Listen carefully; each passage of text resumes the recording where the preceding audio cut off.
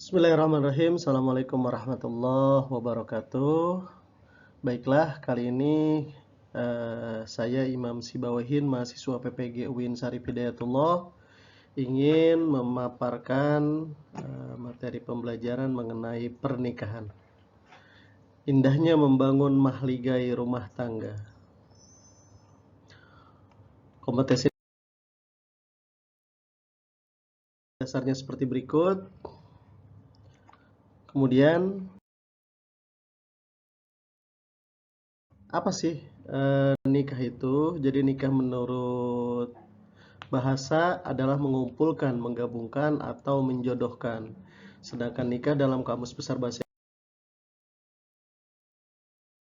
Indonesia diartikan sebagai perjanjian antara laki-laki dan perempuan untuk bersuami istri dengan resmi atau pernikahan sedang. Menurut syariah, nikah berarti akad yang menghalalkan pergaulan antara laki-laki dan perempuan yang bukan mahramnya, yang menimbulkan hak dan kewajiban masing-masing. Artinya, ketika seseorang melakukan akad atau ijab kabul yang tadinya haram, baik pegangan, tatap-tatapan, lain-lainnya, itu menjadi halal setelah akad antara laki-laki dan perempuan yang bukan mahramnya, jelas. Kemudian ada hak dan kewajiban baik suami maupun istri, ataupun hak dan kewajiban keduanya. Selanjutnya dalam undang-undang dijelaskan seperti berikut. Nah, kita lanjut ke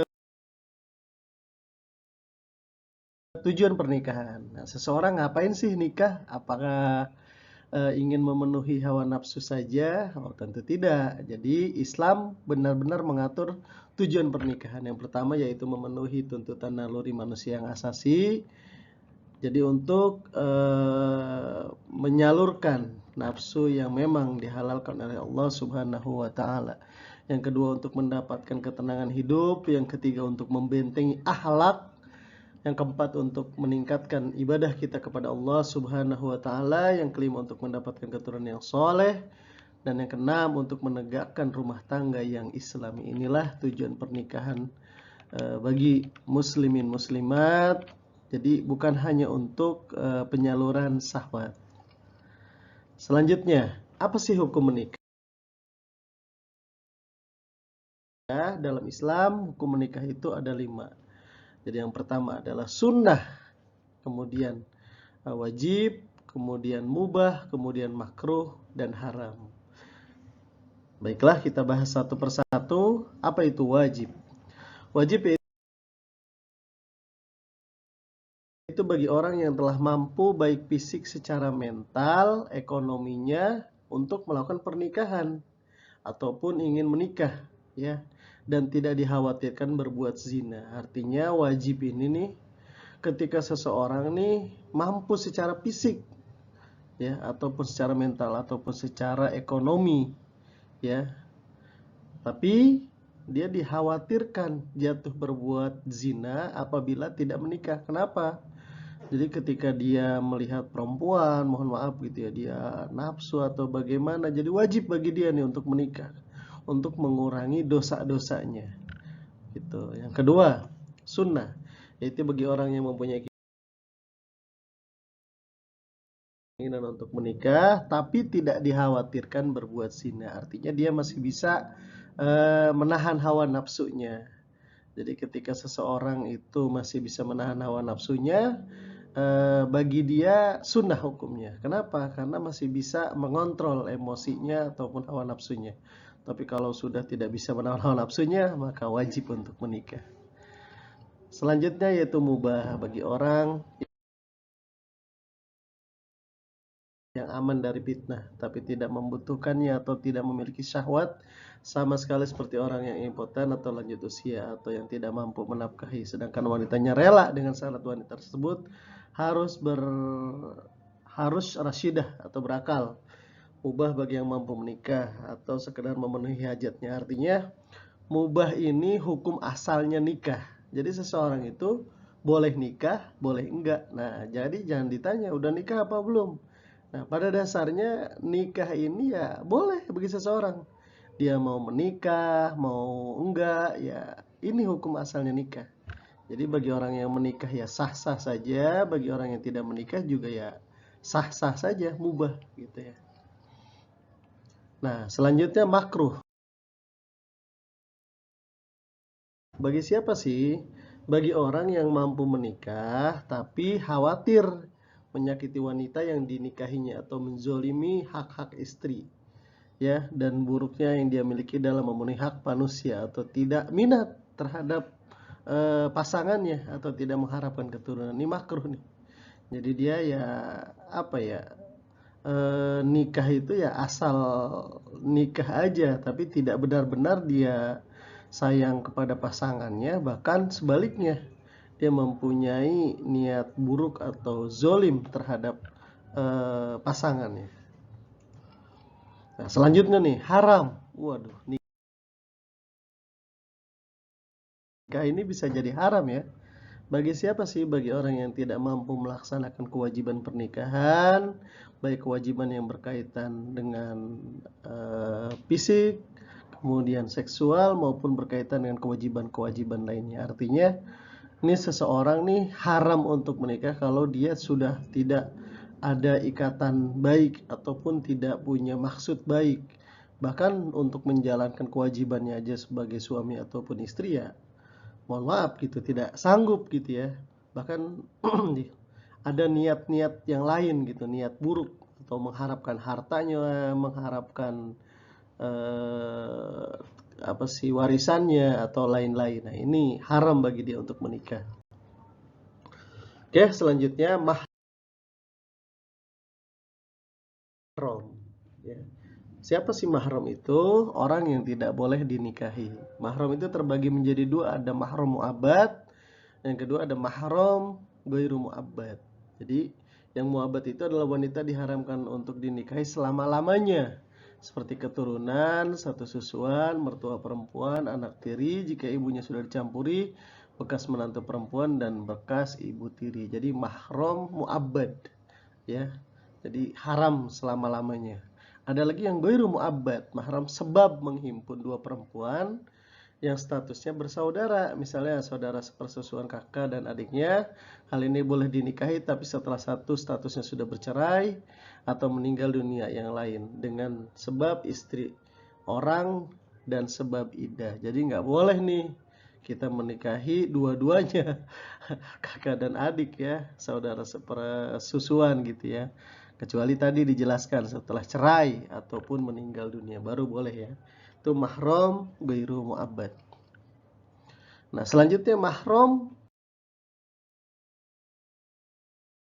tadi orang yang tidak boleh dinikahi siapa saja sih? Atau karena sebab apa aja? Yang pertama keturunan. Ya, kedua pernikahan, yang ketiga sepersusuan, yang terakhir dikumpul. Nah, karena keturunan siapa saja ya orang-orangnya. Pertama, ibu dan seterusnya ke atas. Ibu, ibunya ibu, nenek, ibunya nenek, neneknya nenek. Nah, pokoknya terus ke atas. Yang kedua, anak perempuan dan seterusnya ke bawah. Anak, cucu, cicit. Nah, anak cicit. Nah, cicitnya cicit. Nah, pokoknya terus ke bawah. Jadi nggak boleh kita nikahi ya. Yang ketiga, saudara perempuan sekandung. Waduh, kakak atau adik ya, nggak boleh kita nikahi. Seayah ataupun seibu. Kemudian bibi, saudara ibu baik yang sekandung atau dengan perantaraan ayah atau ibu. Jelas ya, bibi nggak boleh kita nikahi. Ataupun sebaliknya, bibi saudara ayah baik sekandung atau dengan perantara ayah atau ibu. Kemudian yang keenam, anak perempuan dari saudara laki-laki. Nah, terus ke bawah. Artinya keponakan ya, anak perempuan dari saudara laki-laki gitu ya. Yang ketujuh adalah anak perempuan dari saudara perempuan terus ke bawah. Gitu. Jadi nggak boleh itu ya dinikahi. Kemudian karena pernikahan. Jadi awalnya boleh karena kita nikah, kita nikahi nih istri kita, jadi nggak boleh. Siapa saja sih orang-orangnya? Yang pertama adalah ibu istrinya, mertua. Jadi awalnya kita nikah sama mertua boleh nggak? Boleh. Tapi karena kita nikahi anaknya, maka kita tidak boleh menikahi mertua, gitu ya.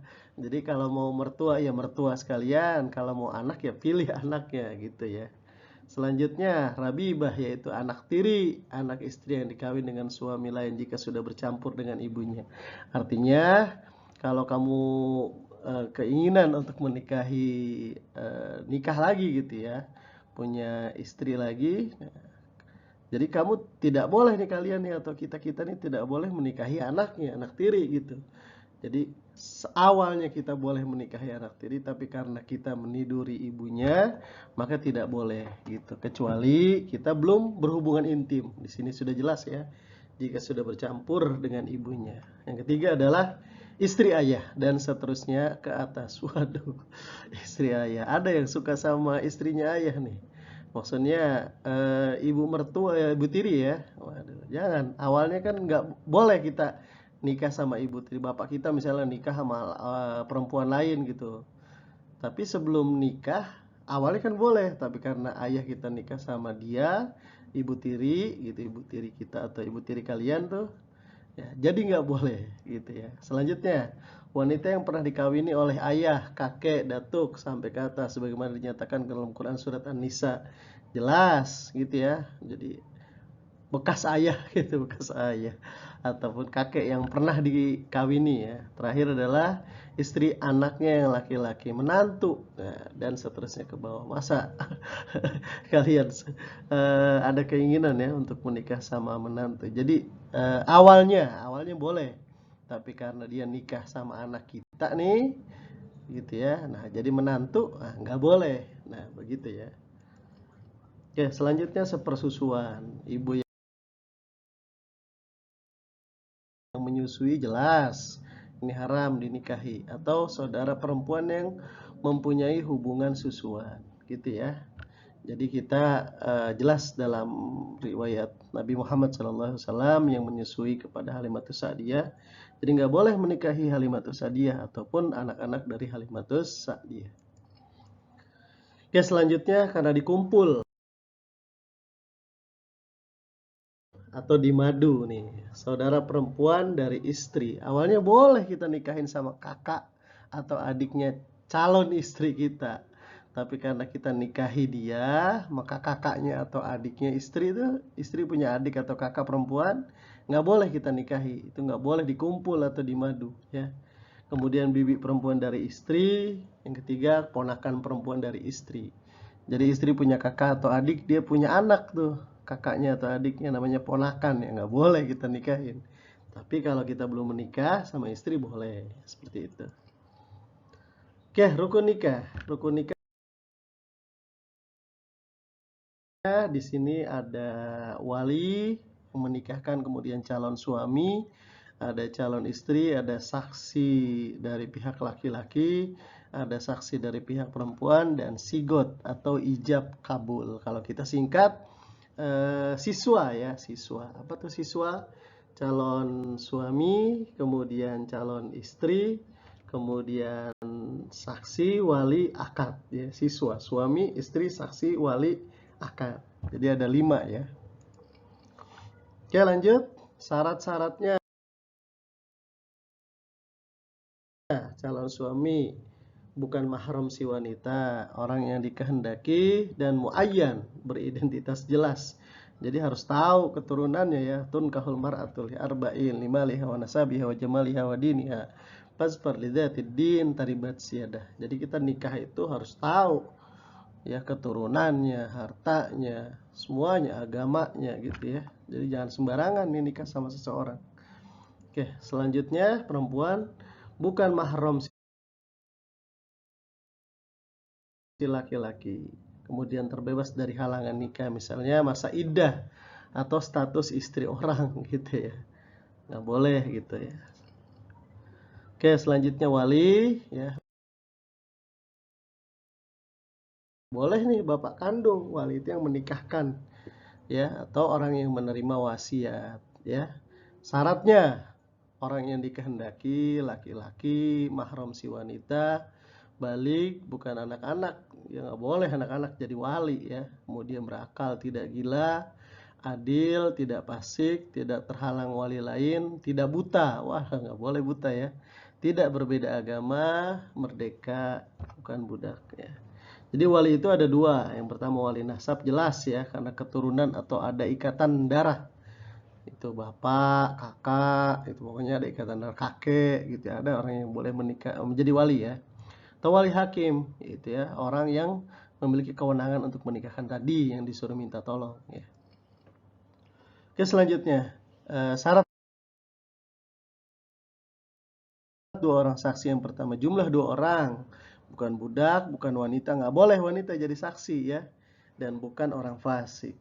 Yang kedua tidak boleh merangkap sebagai saksi walaupun memenuhi kualifikasi sebagai saksi. Yang tiga adalah sunnah dalam keadaan rela dan tidak terpaksa. Wah, nggak mau jadi saksi, paksa-paksa, nggak boleh gitu. Jadi harus suka rela. Oke, sigot atau ijab dan kobul. Ijab itu penyerahan, kobul itu penerimaan. Ya, apa sih ijab kobul itu? Perkataan dari mempelai laki-laki atau wakilnya ketika akad nikah. Syaratnya ada 5 di sini. Tidak tergantung dengan syarat lain, tidak terikat dengan waktu tertentu, boleh dengan bahasa asing, bahasa Arab, bahasa Inggris, bahasa Sunda. Sok, mangga, bahasa Arab, tafadhol, tafadhol. Yes. Bahasa Inggris, you are welcome. Gitu. Dengan menggunakan kata tazwij atau nikah, tidak boleh dalam bentuk kinayah atau sindiran. Karena kinayah membutuhkan niat, sedang niat itu sesuatu yang abstrak, jadi harus jelas gitu ya. Ankahtuka wa zawwajtuka, gitu ya. Kemudian kobul harus dia dengan ucapan kobil tuh nikah atau tazwijah, dan boleh didahulukan dari ijab seperti itu. Oke, selanjutnya ada pernikahan yang tidak sah, yaitu mut'ah. Sudah jelas ya, zaman Nabi kenapa dibolehkan mut'ah ya karena mereka tidak pulang-pulang berperang. Kalau zaman sekarang nikah mut'ah, kenapa gitu ya? Nggak boleh, sudah dihapus ya nikah mut'ah. Kemudian nikah shigor dengan persyaratan atau barter. Oh, mau nikah bayar pakai avanza atau ya mungkin ada ya yang matre atau mata duitan perempuan sekarang ya. Nikah kasih mobil, kasih tanah, itu nggak boleh itu ya. Dalam Islam nggak ada seperti itu. Kemudian ada muhalil, yaitu wanita yang ditalak 3 oleh suaminya yang karenanya diharamkan untuk rujuk padanya. Berarti dinikahi laki-laki lain dengan tujuan untuk menghalalkan dinikahi lagi oleh mantan suaminya. Jadi talak 3 itu nggak boleh rujuk kecuali si calon mantan istrinya itu nikah lagi sama orang lain.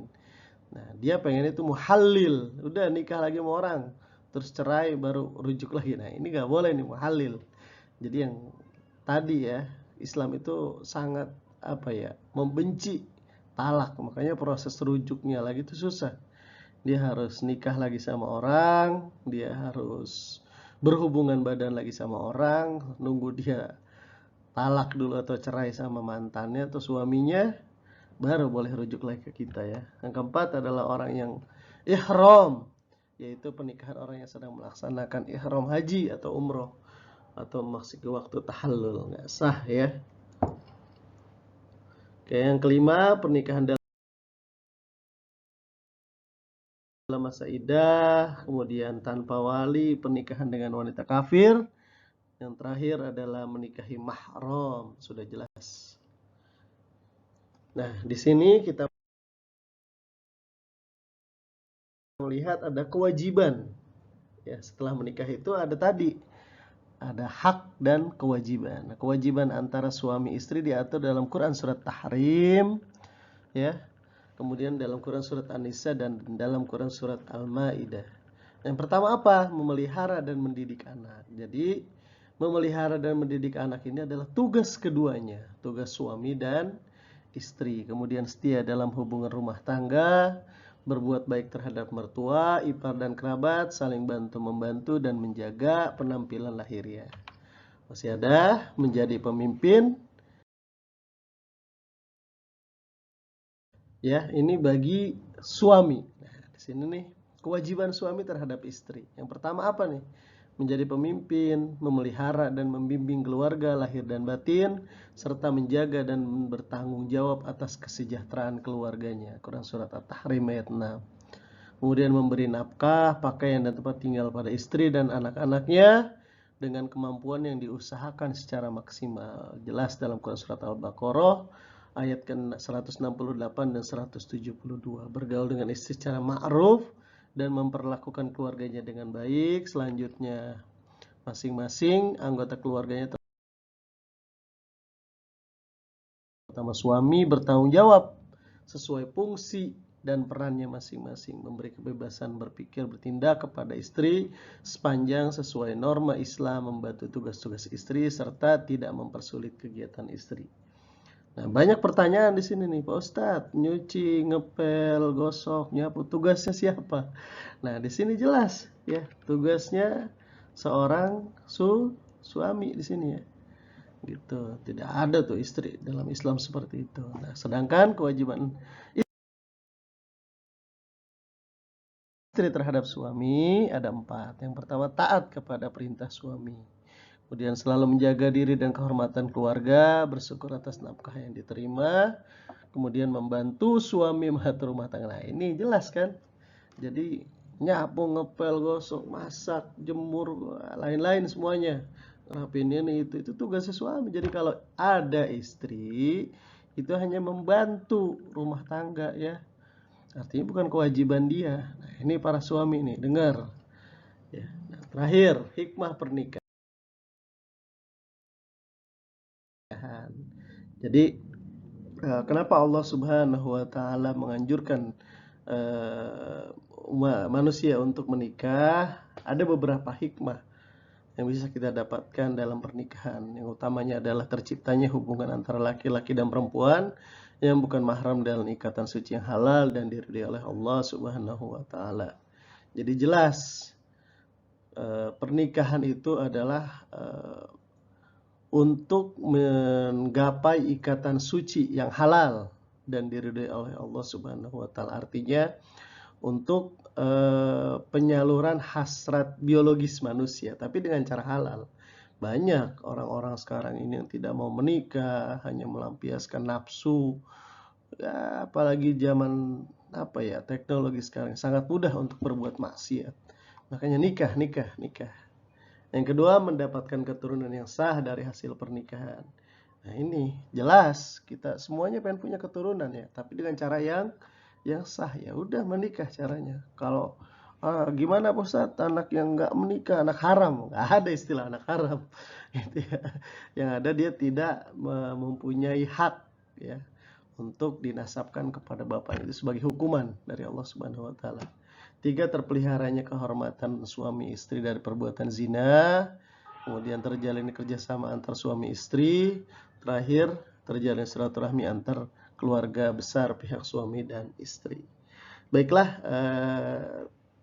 sekian presentasi saya, Imam Sibawahin, mahasiswa PPG UIN Syarif Hidayatullah, batch 3, mudah-mudahan bermanfaat.